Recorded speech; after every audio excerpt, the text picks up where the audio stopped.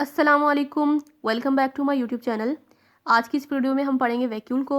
इससे पहले अगर आपने मेरी वीडियोस नहीं देखी, पेरोक्सिसोम, ग्लाइऑक्सिसोम, लाइसोसोम और एंडोप्लाज्मिक रेटिकुलम, तो आप मेरे चैनल पे जाके वो वीडियोस देख सकते हैं। तो आज हम पढ़ेंगे वैक्यूल को। हम इसको नोट्स में से पढ़ेंगे। तो सबसे पहले हम देखेंगे वैक्यूल की लोकेशन को। तो वैक्यूल क्या होता है? वैक्यूल हमारे पास प्लांट सेल्स में भी पाया जाता है और एनिमल सेल्स में भी पाया जाता है। ठीक है, जो वैक्यूल प्लांट में पाया जाता है उसका जिक्र करेंगे कि जो हमारे पास वैक्यूल प्लांट में होता है वो बहुत सारे होते हैं। बहुत सारे वैक्यूल होते हैं और अबंडेंट होते हैं, यानी ज़्यादा तादाद में होते हैं। लार्ज कैसे होते हैं? क्योंकि हमारे पास जो वैक्यूल होता है प्लांट में वो बहुत ज़्यादा होते हैं और वो सारे मिलके एक बड़ा वैक्यूल बना लेते हैं। तो इस वजह से लिखा हुआ है कि लार्ज होते हैं एंड अबंडेंट होते हैं किसमें? प्लांट सेल्स में। और उन्होंने क्या किया होता है? उन्होंने सेल की मेजर पोर्शन ऑक्यूपाई किया होता है और उन्होंने दूसरी इंट्रा सेलुलर स्ट्रक्चर्स को थिन पेरिफेरी की तरफ पुश किया होता है। जैसे कि ये हमारे पास सेल है, तो उसमें जो वैक्यूल होता है, छोटे छोटे वैक्यूल मिलकर एक बड़ा वैक्यूल बना लेते हैं। तो ये बड़ा वैक्यूल सेंटर में आ जाता है और जो बाकी स्ट्रक्चर्स होते हैं उनको वो पेरिफेरी की तरफ पुश कर देते हैं। तो ये हमारे पास सेल की आउटर थिन पेरिफेरी होती है, यानी ये प्लांट सेल्स की। तो उसमें हमारे पास ये बाकी स्ट्रक्चर्स को पेरिफेरी की तरफ पुश कर देता है, वैक्यूल सेंटर में आ जाता है। Large and abundant in plant cells, often occupying a major portion of the cell space, forcing the remaining intracellular structure into a thin outer portion। अब इसके स्ट्रक्चर को देखते हैं। तो इसके इर्द गिर्द कैसी होती है? इसके इर्द गिर्द सिंगल मेम्ब्रेन होती है वैक्यूल के इर्द गिर्द। ये एक वैक्यूल है समझे, तो इसके इर्द गिर्द सिंगल मेम्ब्रेन होती है और इस मेम्ब्रेन का नाम दिया हुआ है टोनोप्लास्ट का। ठीक है, ये एमसीक्यूज के लिए इंपॉर्टेंट है, बुक में ये बात मेंशन नहीं है।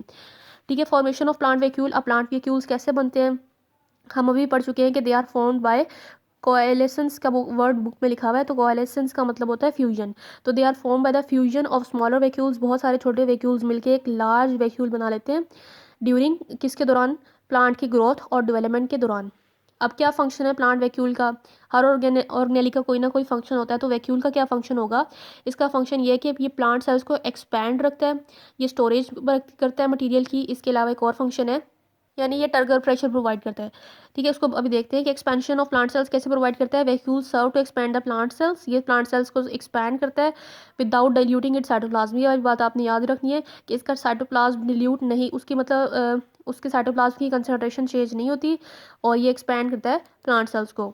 अब ये एक्सपैंड करेगा तो उसका क्या फ़ायदा होगा कि वो जो हमारे पास प्लांट सेल्स होगा, प्लांट सेल होंगे, वो रिजिड, वो स्ट्रेट रहेंगे, इरेक्ट रहेंगे। ठीक है, सुंगड़ नहीं जाएंगे जब प्लांट सेल्स एक्सपैंड होंगे, यानी उसके अंदर vacuole serve to expand the plant cell. Expand कहते हैं फूल जाना, तो ये प्लांट सेल्स को फूला हुआ रखते हैं।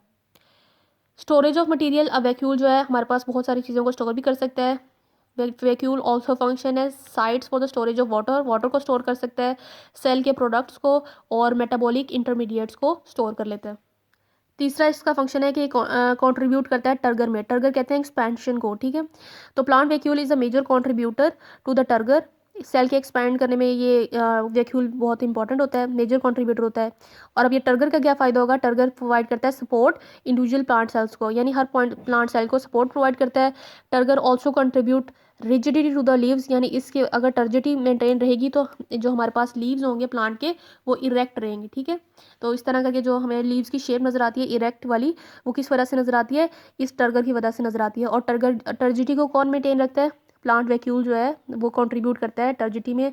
और फिर टर्जिटी का ये फ़ायदा होता है कि लीव्स जो होते हैं वो रिजिड रहते हैं।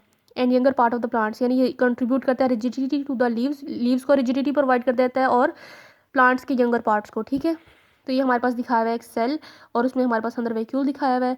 तो यहाँ पे सेल मेम्ब्रेन और यहाँ पे एक्सपैंड हुआ हुआ है वैक्यूल। तो जब वैक्यूल एक्सपैंड हो जाएगा तो हमारे पास लीव्स और जो प्लांट्स के यंगर पार्ट्स हैं वो क्या रहेंगे? रिजिड रहेंगे।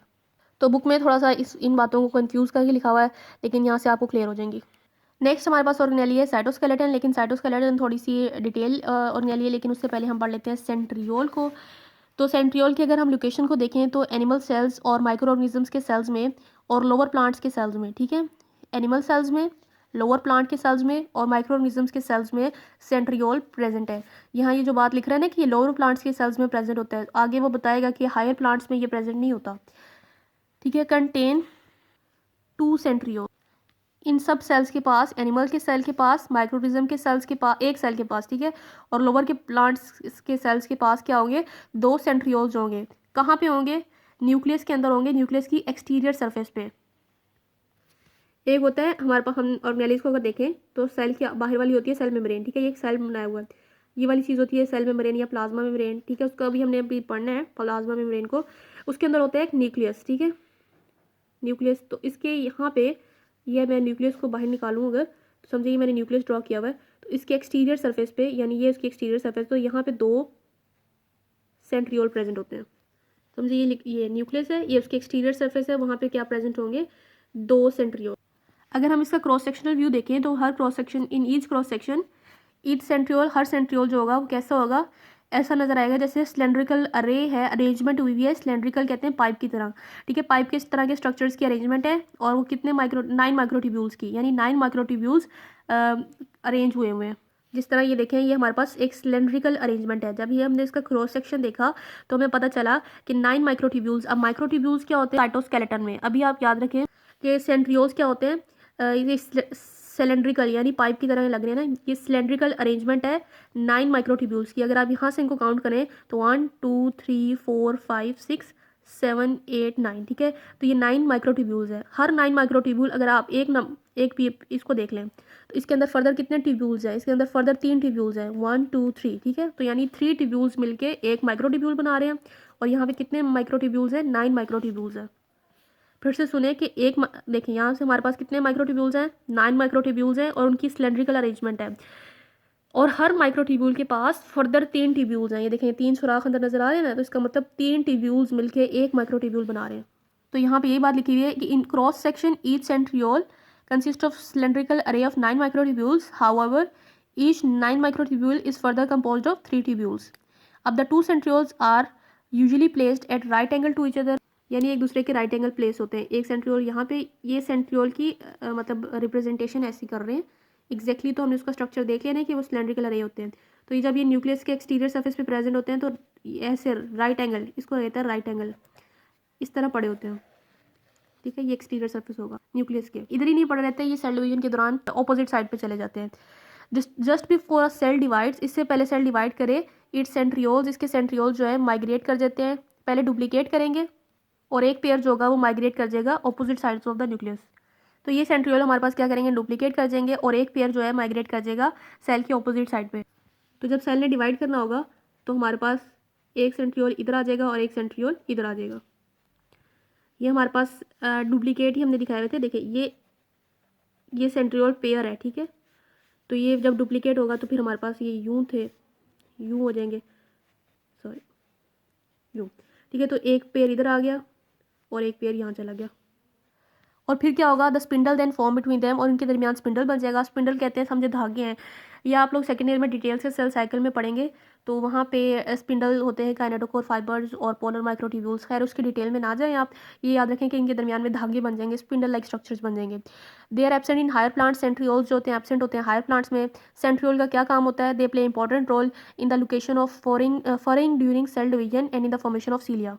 तो जब सेल ने डिवाइड होना होता है तो वो यूं करके पहले एक उसका स्टेप होता है, ठीक है, तो इसको कहते हैं फॉरइंग ऑफ द सेल। तो इसमें जो है ये हमारे पास हेल्प करता है सेंट्रियोल, ठीक है, और फॉर्मेशन ऑफ सीलिया में। तो एमसीक्यूज के लिहाज से बहुत इंपॉर्टेंट है और शॉर्ट में आ सकता है, बाकी लॉन्ग में नहीं ही आएगा ये क्वेश्चन। नेक्स्ट वीडियो में हम पढ़ेंगे साइटोस्केलेटन को और दूसरी ऑर्गेनेल्स को।